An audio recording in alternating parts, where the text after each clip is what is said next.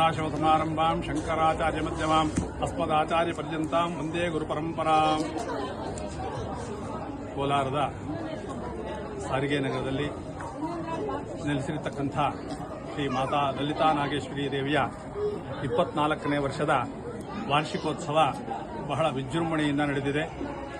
ನಿನ್ನೆ ಮಾರ್ಗಶಿರ ಶುದ್ಧ ಷಷ್ಠಿ ಶನಿವಾರ ಸಾಯಂಕಾಲ ಕಲಶ ಸ್ಥಾಪನೆ ಹಾಗೂ ಈ ದಿನ ಮಾರ್ಗಶಿರ ಶುದ್ಧ ಸಪ್ತಮಿ ಭಾನುವಾರ ಬೆಳಗ್ಗೆ ಮಹಾಗಣಪತಿ ಪೂಜೆ, ಕಲಶಾರಾಧನೆ ಹಾಗೂ ಚಂಡಿಕಾ ಹೋಮ ಇವೆಲ್ಲ ನಡೆದು ಪೂರ್ಣಾಹುತಿ, ವಿಶೇಷವಾಗಿ ಕುಂಭಾಭಿಷೇಕ ನಡೆದು ದೇವರಿಗೆ ಅರ್ಚನೆ, ಮಹಾಮಂಗಳಾರತಿ, ಮಹಾಪ್ರಸಾದ ವಿನಿಯೋಗ ಆಗಿದೆ.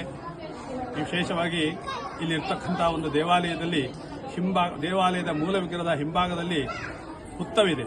ಆ ಹುತ್ತದಲ್ಲಿ ಸಾಲಿಗ್ರಾಮ ಸನ್ನಿಧಿ ಇರೋದರಿಂದ ಇಲ್ಲಿ ಬರ್ತಕ್ಕಂಥ ಎಲ್ಲ ಭಕ್ತಾದಿಗಳಿಗೂ ಅವರಿಗೆ ಇರ್ತಕ್ಕಂಥ ಅನಾರೋಗ್ಯಗಳು, ವಿಶೇಷವಾಗಿ ಚರ್ಮವ್ಯಾಧಿಗಳು ಹಾಗೂ ವಿವಾಹ ಸಂಬಂಧವಾಗಿರ್ತಕ್ಕಂಥ ದೋಷಗಳು, ಸಂತಾನಪ್ರದವಾಗಿರ್ತಕ್ಕಂಥ ದೋಷಗಳು ಮುಂತಾದ ಎಲ್ಲ ದೋಷಗಳನ್ನು ಪರಿಹಾರ ಮಾಡಿ ಆರೋಗ್ಯ ಐಶ್ವರ್ಯಾದಿಗಳನ್ನು ಕೊಟ್ಟು ಕಾಪಾಡುವುದರಲ್ಲಿ ಪ್ರತ್ಯಕ್ಷ ದೇವತೆಯಾಗಿ ಈ ಶ್ರೀಮಾತಾ ಲಲಿತಾ ನಾಗೇಶ್ವರಿಯು ಇಲ್ಲಿ ನೆಲೆಸಿದ್ದಾಳೆ. ಹಾಗಾಗಿ ಭಕ್ತರೆಲ್ಲರ ಸಹಾಯದಿಂದ ಇಲ್ಲಿ ವಿಶೇಷವಾಗಿ ನಡೆದಿರತಕ್ಕಂಥ ವಾರ್ಷಿಕೋತ್ಸವವು ಈ ದಿನ ಮಹಾಮಂಗಳಾರತಿ ಹಾಗೂ ತೀರ್ಥಪ್ರಸಾದಗಳೊಂದಿಗೆ ಸುಸಂಪನ್ನವಾಗಿದೆ. ಸರ್ವೇ ಜನ ಸುಖಿನೋ ಭವಂತು, ಸಮಸ್ತ ಸನ್ಮಂಗಳಾನಿ ಭವಂತು. ನಾವು ಈ ಲಲಿತಾ ನಾಗೇಶ ವಾರ್ಷಿಕೋತ್ಸವದಲ್ಲಿ ಪ್ರತಿ ವರ್ಷ ಒಂದು ವಿಶೇಷವಾಗಿರ್ತಕ್ಕಂಥ ಒಂದು ಸಂಕಲ್ಪವನ್ನು ಮಾಡ್ತೀವಿ. ಒಂದು ವರ್ಷದಲ್ಲಿ ಗೋಪುರ ಕಟ್ತಕ್ಕಂಥ ಸಂಕಲ್ಪ ಮಾಡಿದ್ವಿ, ನಿರ್ವಿಘ್ನವಾಯಿತು. ಇನ್ನೊಂದು ವರ್ಷದಲ್ಲಿ ದೇವಾಲಯ ಮುಂಭಾಗದಲ್ಲಿ ಹಿತ್ತಾಳೆ ಕವಚವನ್ನು ಹಾಕ್ತಕ್ಕಂಥ ಸಂಕಲ್ಪ ಮಾಡಿದ್ವಿ. ಮತ್ತೊಂದು ವರ್ಷದಲ್ಲಿ ದೇವಾಲಯಕ್ಕೆ ಧ್ವಜಸ್ತಂಭವನ್ನು ಮಾಡತಕ್ಕಂಥ ಸಂಕಲ್ಪ. ಆಮೇಲೆ ಮಹಾದ್ವಾರದಲ್ಲಿ ಈ ಒಂದು ದೇವಾಲಯಕ್ಕೆ ಮಹಾದ್ವಾರವನ್ನು ಕಟ್ಟತಕ್ಕಂಥ ಒಂದು ಸಂಕಲ್ಪವನ್ನು ಈ ವರ್ಷದಲ್ಲಿ ಮಾಡಿದ್ದೀವಿ. ಈ ವರ್ಷದಲ್ಲಿ ವಿಶೇಷವಾಗಿ ಕ್ರೋಧಿನಾಮ ಸಂವತ್ಸರ ಮಾರ್ಗಶಿರ ಸಪ್ತಮಿ ಭಾನುವಾರದ ದಿನ ನಾವು ದೇವರ ಮುಂದಗಡೆ ಮಹಾನೀರಾಜನ ಆದ ನಂತರ ಭಕ್ತಾದಿಗಳಲ್ಲಿ ನಮ್ಮ ಪ್ರಾರ್ಥನೆಯನ್ನು ಇಟ್ಟಿದ್ದೀವಿ.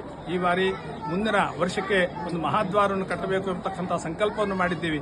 ಹಾಗಾಗಿ ಇವೆಲ್ಲ ಈ ದೇವಾಲಯದ ಪ್ರತಿಯೊಂದು ಕೆಲಸದಲ್ಲೂ ಕೂಡ ಭಕ್ತಾದಿಗಳ ಅಮೃತ ಹಸ್ತ, ಅಮೃತ ಸಹಾಯದಿಂದ ಇದು ದೇವಾಲಯ ಈ ರೀತಿಯಾಗಿ ಅಭಿವೃದ್ಧಿಯಾಗಿ ದಿನೇ ದಿನೇ ಭಕ್ತಾದಿಗಳಿಗೆ ಒಳ್ಳೆಯದಾಗ್ತಾ ಇದೆ.